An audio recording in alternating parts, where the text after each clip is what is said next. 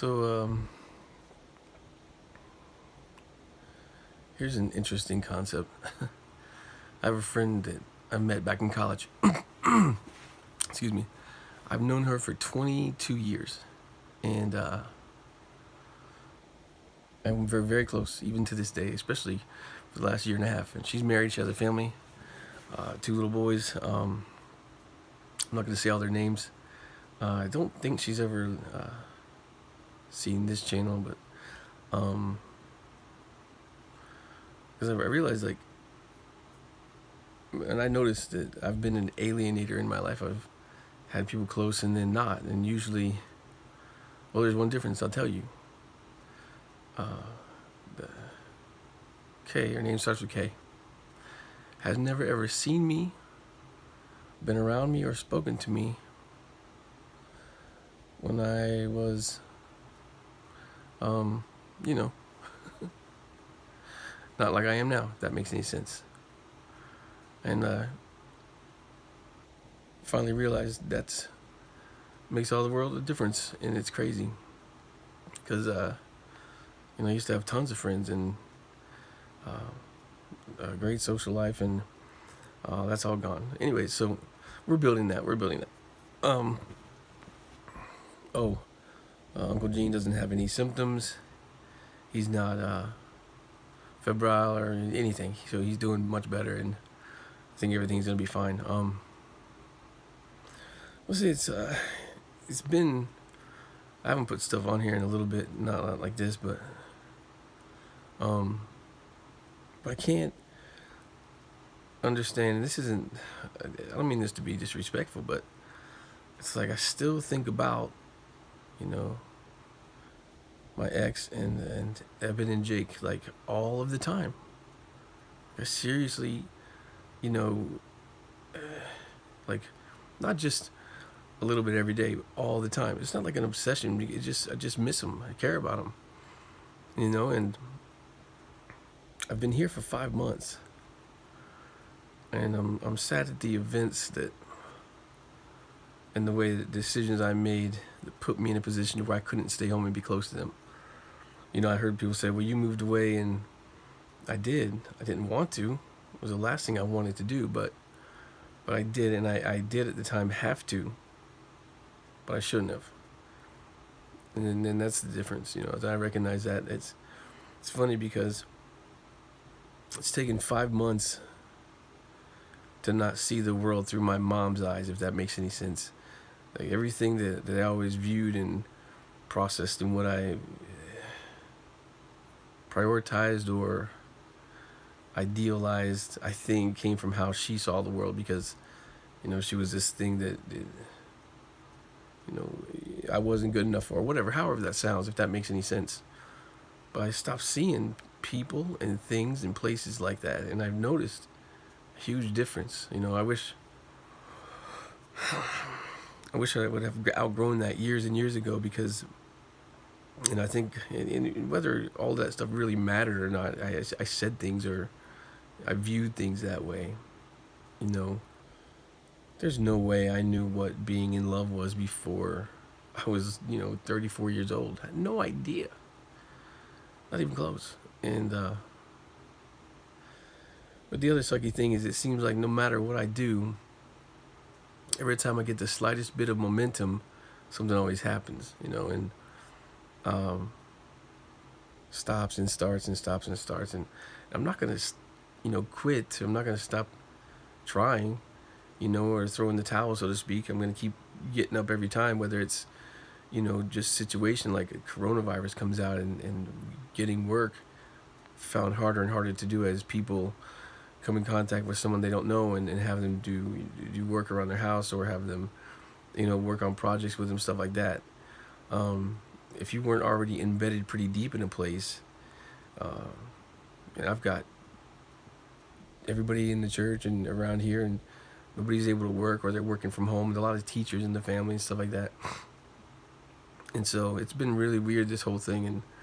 And I worked through all those SARS and H1N1, avian flu, swine flu, all that. And none of them got near the attention this one got, and I think all their numbers were way worse. So, but anyways, um, I still very much think about, my family all the time, nonstop. I love them so much. I miss them. I appreciate so much more about, the life that we had, and I think it's silly, how much two people can. And I don't think, I'm pretty sure they don't feel the same way. I probably don't even cross their mind anymore. I doubt it, you know. But looking back, I still think about how much underappreciated all of it was. I think on everybody's part. I think there was things that I definitely didn't appreciate about them. Things about being a dad I took as laborious or duty, as opposed to a gift and a treasure and an honor. And I always felt that way about them. But when you get in a routine and it can become taken for granted of, and you don't feel like getting up and running around and playing Nerf dart guns all the time if you've been working all day. And I'd give anything to do that again, And my youngest son is probably too big for me to even carry anymore. I don't know. I haven't seen him in several months now, but yeah, I don't know. I was reading this thing, and they say for every 1 year that you were with somebody, it takes 6 months to get over them or to get past that process. No, I didn't find that to be true with my ex-wife. I think it took about, I guess it's hard to say because I don't believe that I really loved her ever. But to get over the whole wanting that lifestyle, wanting that piece of that comfort zone, that didn't last that long. This has been now a year and 6 months, a year and a half, and I still, just miss it. Still feel brokenhearted at times, and we're way past the point of ever being able to reconcile, especially for the two of us. But the boys, I'm hoping one day in the future everybody gets along. I don't think I knew how to be friends with somebody I was in love with, and I didn't know how to not treat it like we were still together. If we talked or argued about something, I took it to a place where we might argue when we were together, and that wasn't right or fair. It was wrong. And both of us were hurt, and disappointed, and there was a lot of little tiny things I would try to blow up to make more significant than they were. And of course, it's all trying to kick yourself, and there's nothing worse than not being able to remember all of the way everything went down, or the words that were said primarily, having to piece that, and then realizing how quickly they just move on without you, and they're just gone, and you're just so replaceable. And I think that's the part I took really personal, was how quickly I was replaced. And it's like, just plug something else in, and then there you go. So that was hard to, it was a lot of, I guess, pity party and like pouty for not getting my way and stuff like that. And I still find it hard to find successes here and build relationships and move forward in that kind of way, because it feels like you're purposely letting go of them, and I feel guilty for that, and so I try to make sure I don't have any, nothing on the horizon, so to speak, or nothing close, nobody that I would, foresee becoming anything, if that makes any sense. I don't try. But I just miss I miss them so much still, and even especially my kid's mom. She was, I've told you on here the story how it started, and for me, because no one got to that place before. I think it meant a lot more to me in that aspect. what I hate the most is it took me out of who I was. You know, I was never the, hey, come to Publix with me kind of person, or you're going to the store, I'll go with you. I was never that way. I was never, um, never, I don't know what the word is, codependent or needy or clingy. I never felt like I just had to fix something. You know, and I felt like that a lot, and it took me out of who I was. Nobody, I don't care who you are. You know, if Brad Pitt was needy and clingy, you know, every girl in the world would just, after about 2 weeks, I'd be like, all right, get away. And it just wasn't who I was. I look back now, and I'm just kind of like, dang, dude. You know, I was so used to just moving in whatever direction I was going, and you know, bringing someone with me as opposed to dropping everything I was doing and then trying to go find them. You know, does that make sense? Because life was much more fun when you just, you know, have fun and be normal. And I was also always the kind of guy that liked to be more of the person you're pursued, or the hunter, so to speak. And you know, it just never had the right rhythm of being on the same page at the same time. I think there was love there, but we just kept bouncing off each other, and so, but that still should not have. We were both grown up enough to overlook that and keep a home together for two boys, and I'm responsible for that mostly because I changed who I was in many ways, and you can't do that because if someone falls in love with you, they fell in love with the person you are, not who you think you need to be, or you know, whatever in the world goes on. But yeah, I miss them and I love them, and I still have that special place inside me for all of them in there for who they were. And I wish one day we were able to figure it out, how to get along, and how to continue the things that, man, I do not want my boys to grow up like me and their mom. We were so fragmented. We didn't grow up in a home with two parents that were ours, and we had that chance with them.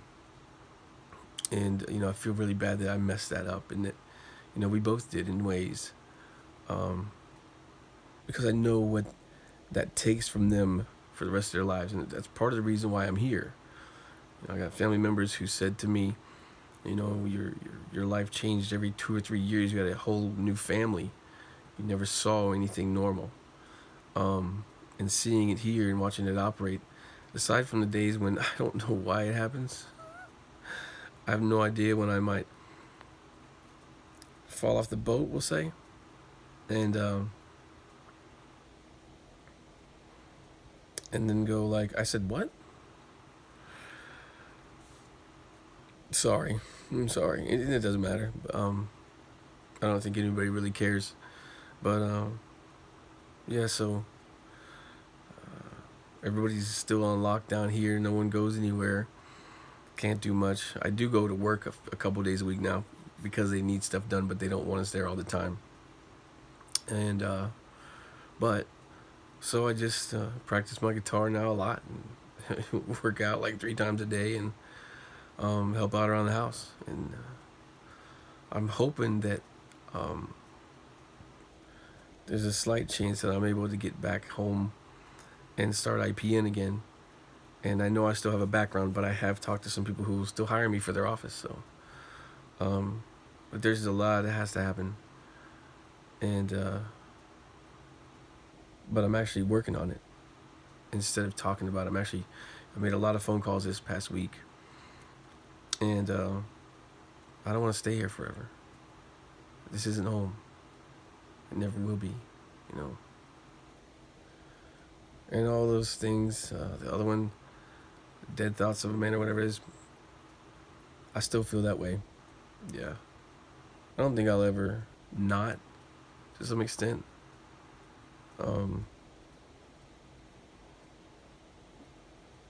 And part of me feels like deep down, even though I say these comments like people moved on and all this kind of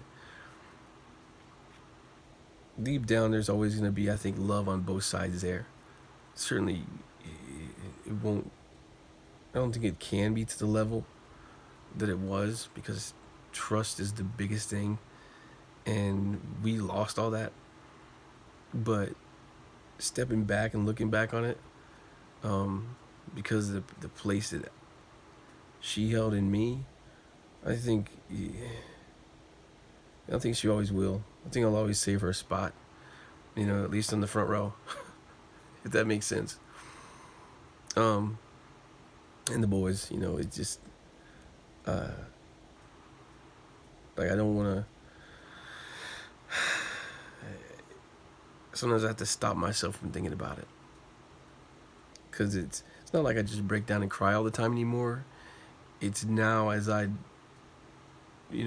come through towards a little bit of seeing where I was wrong, and seeing how I viewed the world and how different it was from what's really actually supposed to be. I know that I could have been a little bit more aware of everything than I was, because everything's not work and providing and buying things. There's a lot more to it, and I missed the boat in some regards on that aspect. So, but I don't have coronavirus. I love you guys, you and you and you, and yeah, always.